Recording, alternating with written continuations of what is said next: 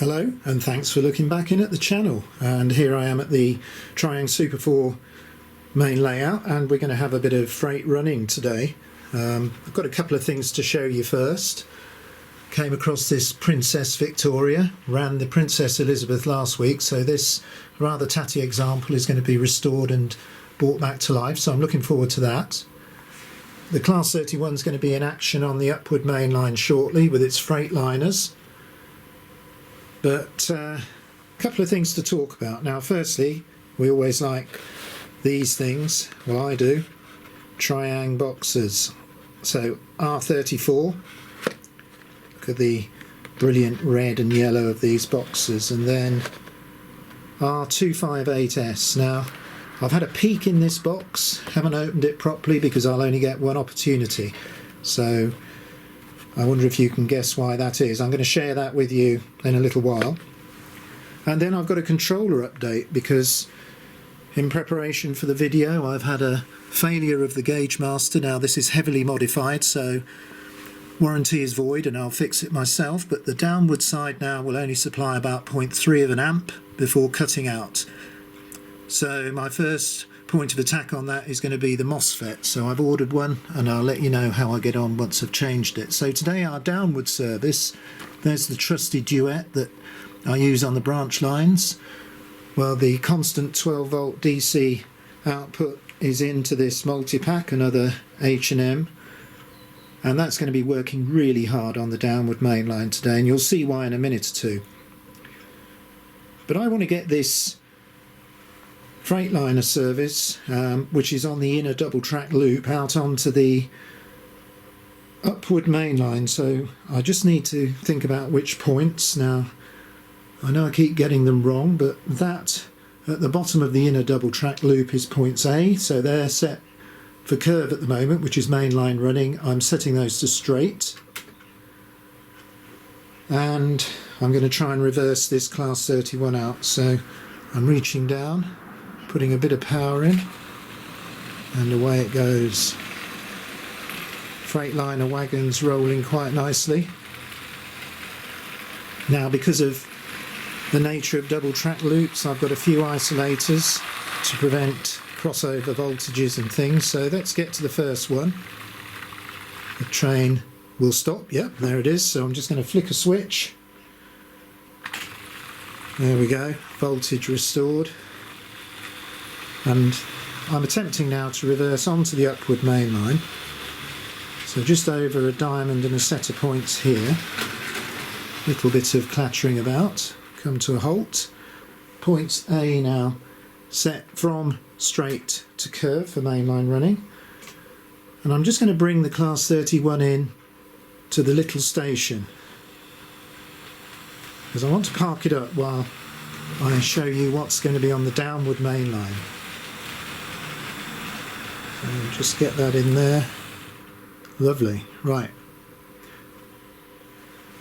So back to the little multi-pack. Now this is really a great controller. It's been used on the turntable for some time, but now it's going to have a debut running a service on the main line, and what a service. Let's put some power on. You can just hear movement over on the far side of the layout.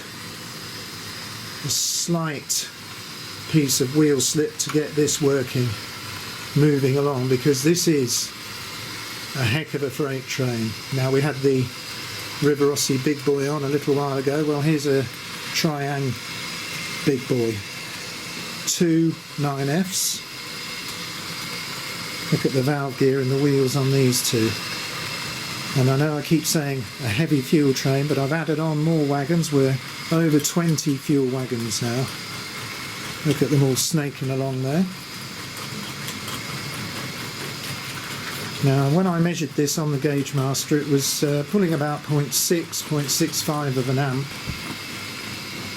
2 Ringfield motors pulling that heavy load, so I didn't consider that to be excessive, but it seemed to hasten the end of the downward side of the controller, so I'm running on this H&M multi-pack. Now it just shows you how good these H&M controllers are for DC running.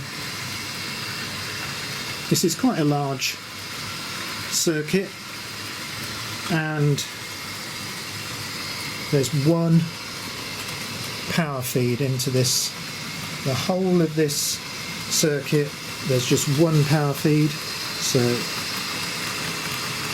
no boosters. I mean, I have thought about wiring a booster into the far side of the layout. There does appear to be a slight, just a very slight drop off in voltage when we get past this corner, but it's a hard corner for them to pull round, more than 90 degrees there, so you get a lot of effort required to pull the freight or the passenger services around that bit. But on the whole, the performance is even around the whole of the layout.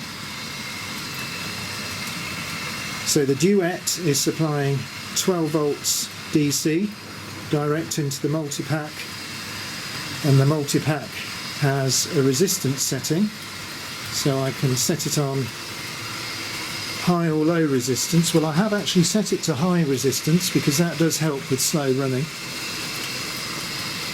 There's no wave switch on this,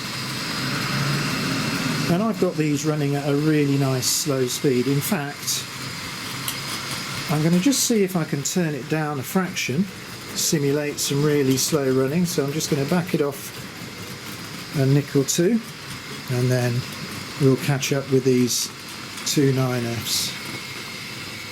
So this is quite a nice scale speed.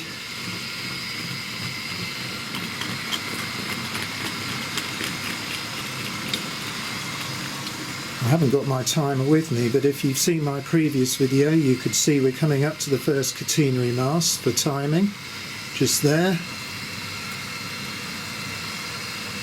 I'll leave a link to the timing video if you haven't seen it. And then the second catenary mast, just there. So it would be quite easy to work out what scale speed these two 9Fs are indeed running at.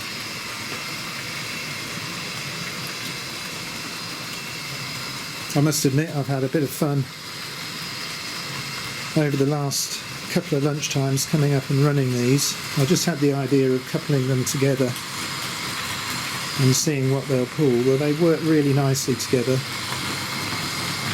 and I just like to see all the wheels and valve gear working on these great Triang Hornby models.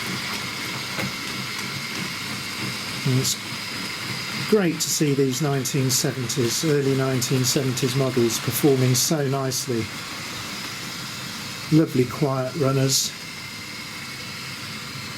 not too heavy on the current consumption, and great performance. And they're still working. So I wonder how many of today's 250 and 300 pound locos will be running faultlessly in 30 or 40 or even more years than that. Well, I'm just going to bring these into the station now and slow them down, because I want to get to the workbench and have a look in those two boxes and show you what I've found. So I'm just going to slow this right down, and we'll come back and watch both these locos running together to finish off the video. But right now we'll get to the workbench. Okay, well, here I am on the bench, and I just love these old Triang boxes. But imagine my surprise when I looked inside this big one.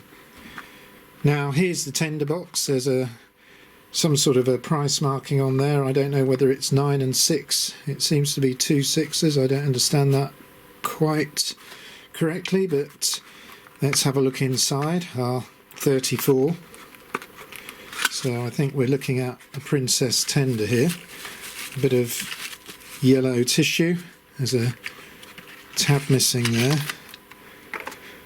And here's a look at that tender. That's a really nice looking crisp example.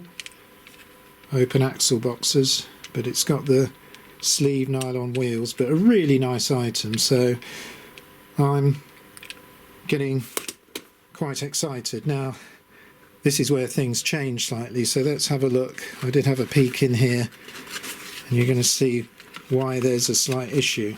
Now, let's just see if I can Look at that. Yeah, that's exactly how I thought it would be. You can see why I haven't been able to open this earlier.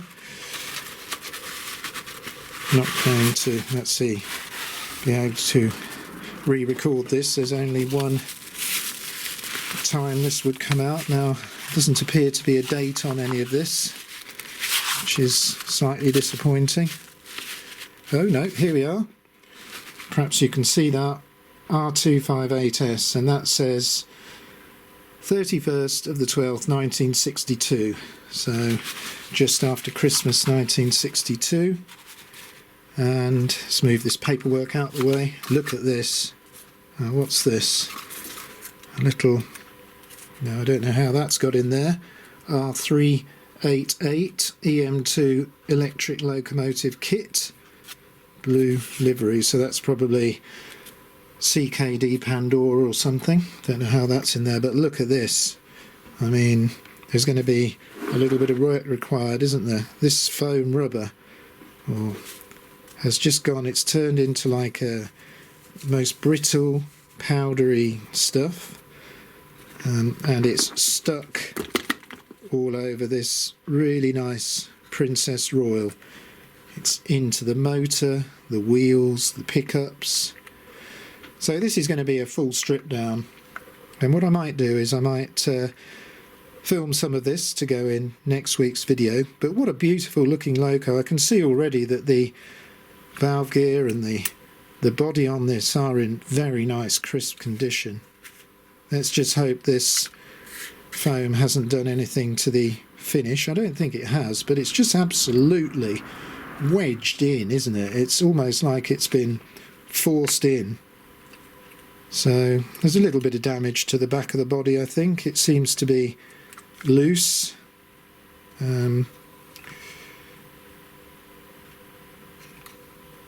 think if there were steps on the front of this loco, they're both missing. But the rest of it's looking quite good. So I hope you've enjoyed seeing this. I mean, you don't very often, I mean, it's just falling out. You don't very often come across locos in this condition, but I can only imagine how many years it's been wrapped in that foam rubber, waiting to see the light of day. And I can't wait to get this serviced up and running on the Super 4 layout. Okay, well, I think it's time to get back now to the running, and not only get the two big 9Fs pulling that fuel train, we'll get the Class 31 running as well.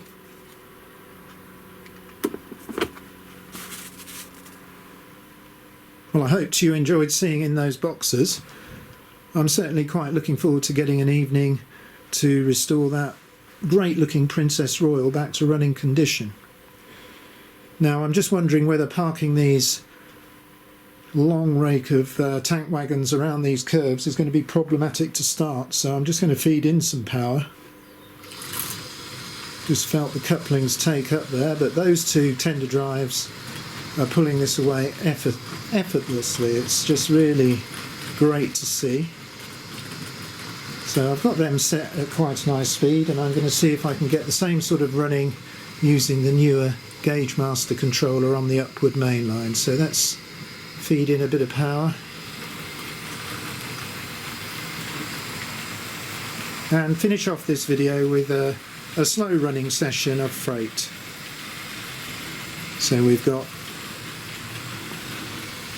newer and older locomotives represented in this running session, and I've really enjoyed getting these out onto the layout and having fun running them. So I hope you've enjoyed seeing them, and I'll leave you with a few minutes now of running around the Super 4 layout. So until the next video, I'll say goodbye.